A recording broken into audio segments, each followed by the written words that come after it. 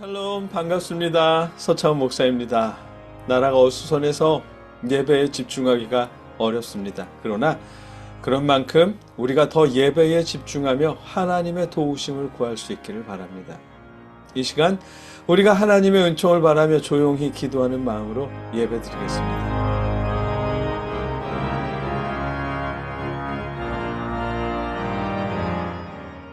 보라, 하나님은 나의 구원이시라.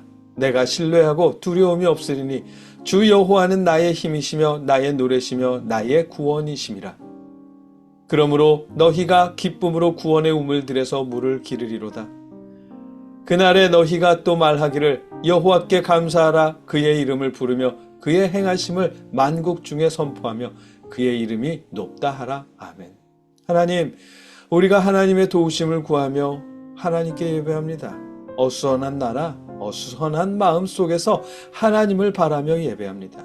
예배하는 우리의 마음을 주관하여 주시고 신앙인의 마음, 신앙인의 시각을 회복할 수 있도록 아버지 역사하여 주시옵소서. 예수님의 이름으로 기도드립니다. 아멘. 찬송하겠습니다. 우리가 부를 찬송은 찬송가 461장 십자가를 질 수 있나 입니다. 함께 찬송하겠습니다.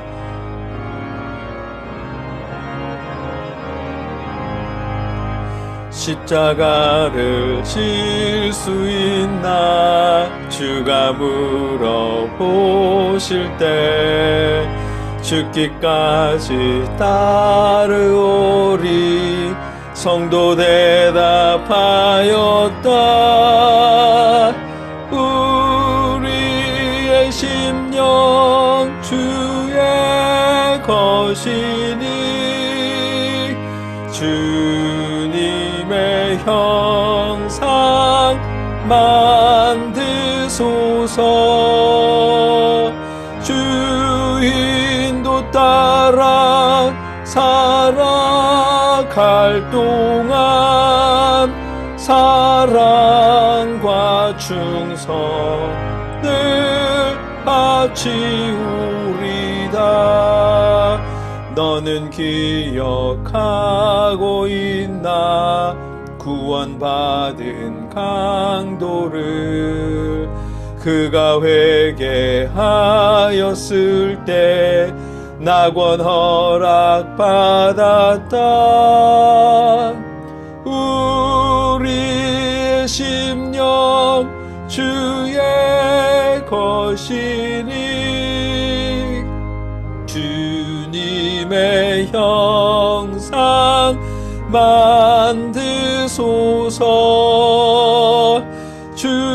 주인도 따라 살아갈 동안 사랑과 충성을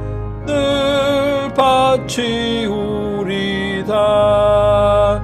걱정 근심 어두운 그늘 너를 둘러 덮을 때 주께 내 영 맡기겠나.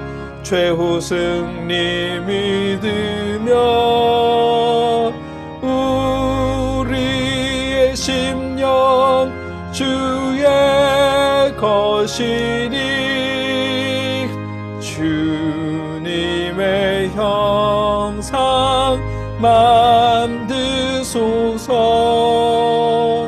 주인도 따라 살아갈 동안 사랑과 충성을 바치우리다.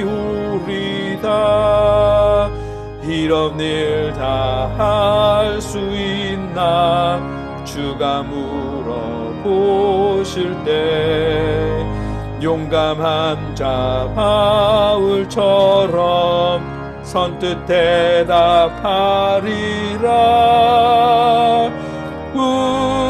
우리의 심령 주의 것이니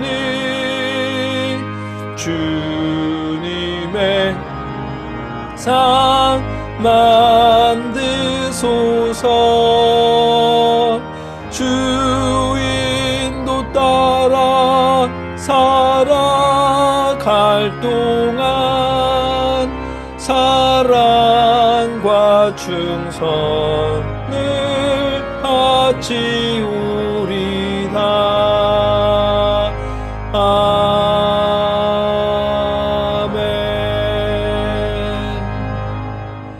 우리의 심령은 주님의 것입니다. 그 말은 이 땅을 살아가는 우리의 가치관이 세상 이념이나 감정이 아닌 주님의 사랑에 속해 있다는 뜻일 것입니다.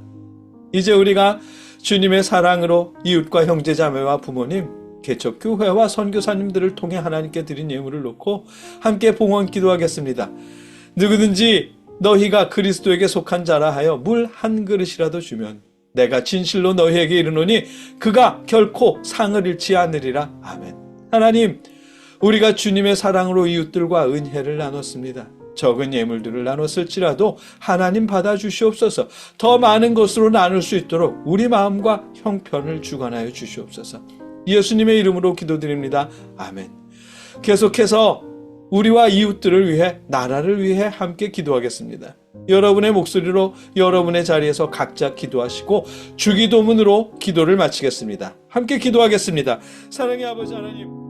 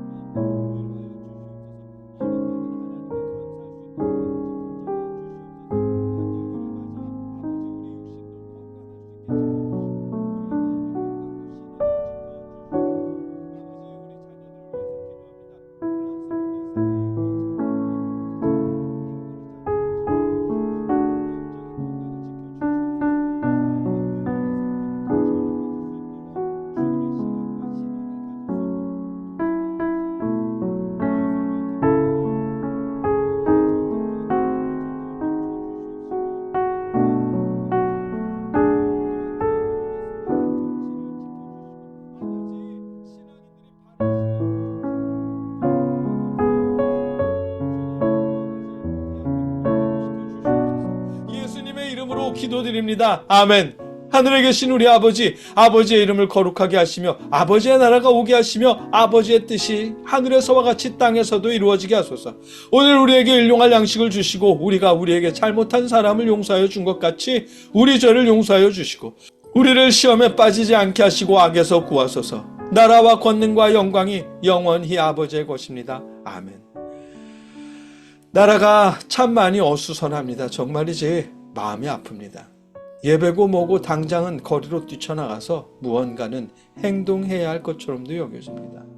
탄핵을 부르짖든 혹은 반대편에 서서 탄핵 반대를 부르짖든 그래야 할 때인 것처럼 여겨집니다. 여러분은 어떻게 생각하세요?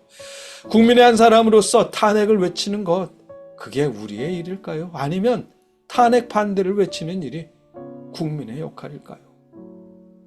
여러분마다 생각이 다르시겠죠. 국민으로서는 둘 중 하나를 선택해야 할 수도 있겠지만 그러나 신앙인으로서는 그보다 먼저 회개하는 일이 우선이어야 할 것입니다. 우리 신앙인들이 신앙인의 눈을 갖지 못한 일을 회개하는 일이 우리 신앙인이 먼저 해야 할 일입니다. 그게 뭔 소리냐고요? 그게 무슨 소리인지 오늘 말씀을 통해 함께 나누겠습니다. 오늘 우리가 읽고 나눌 말씀은 느헤미야 9장 1절로 3절까지와 느헤미야 9장 34절로 38절까지의 말씀입니다. 제가 읽겠습니다. 그날 24일에 이스라엘 자손이 다 모여서 금식하면서 굵은 베옷을 입고 먼지를 뒤집어 썼다. 이스라엘 자손은 모든 이방 사람과 관계를 끊었다. 그들은 제자리에 선 채로 자신들의 허물과 조상의 죄를 자백하였다.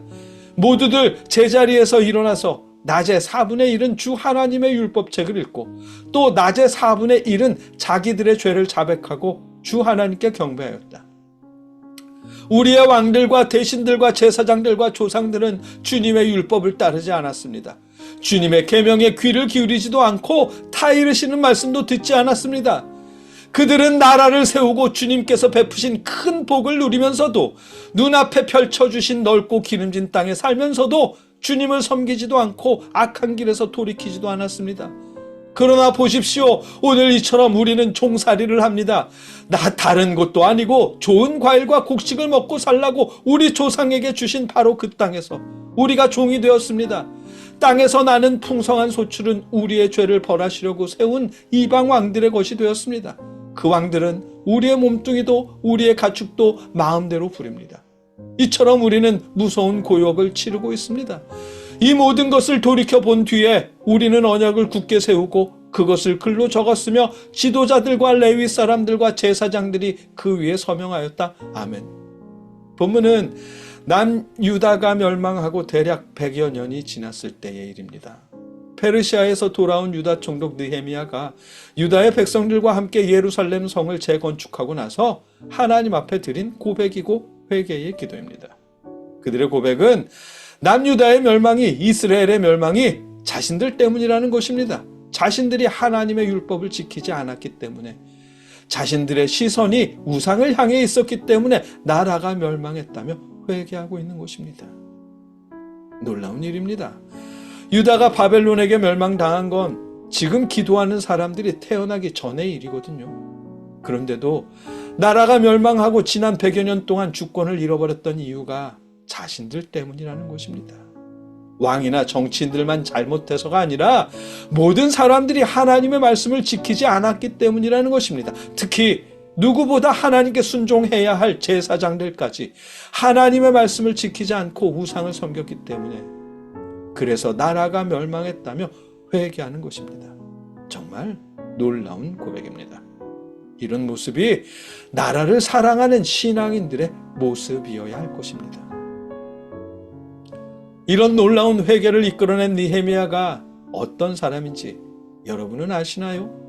느헤미야는 우리식으로 말하면 친일파였습니다.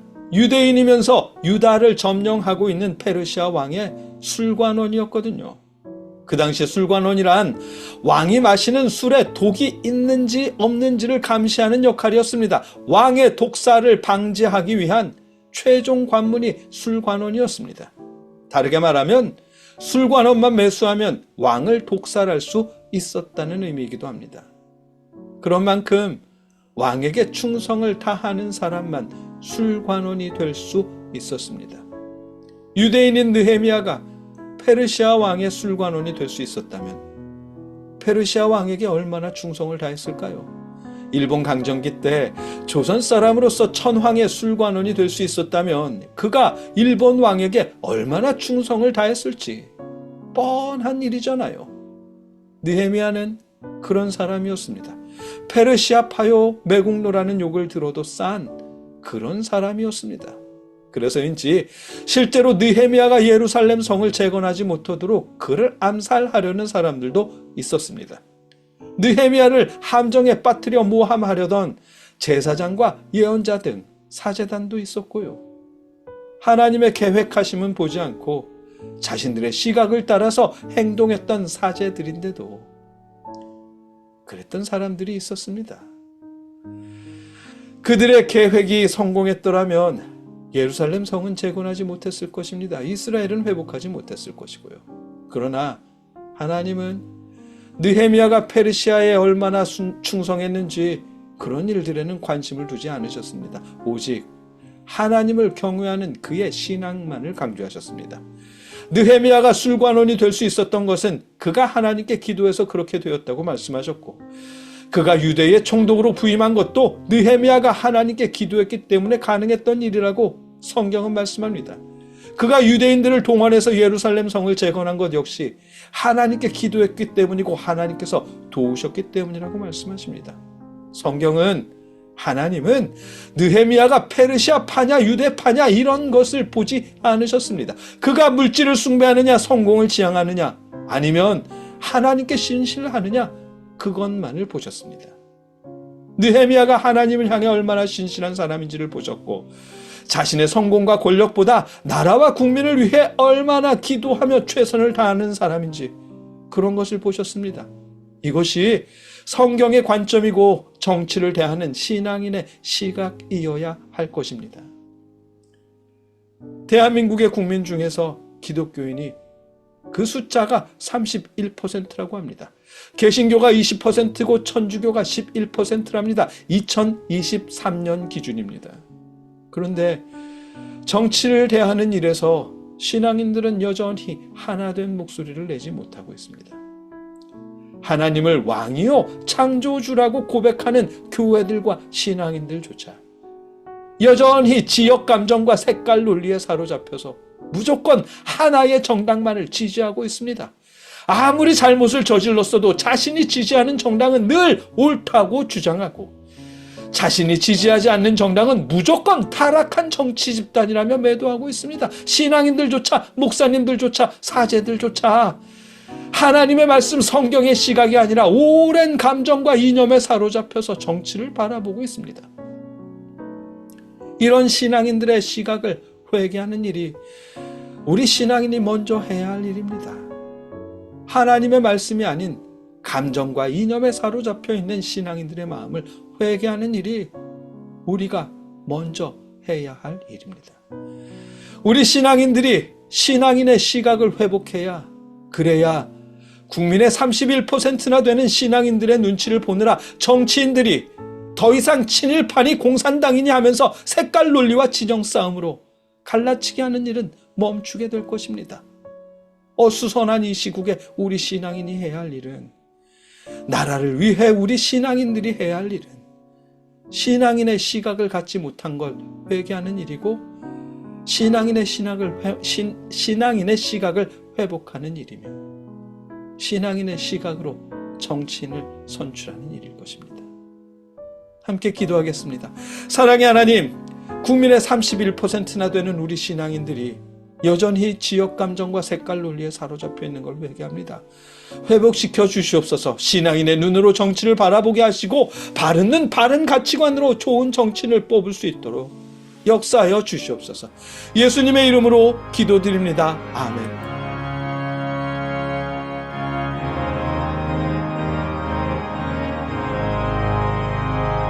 내 맘에 한 노래 있어 나 즐겁게 늘 부르네. 이 노래를 부를 때에 큰 평화 임하도다. 평화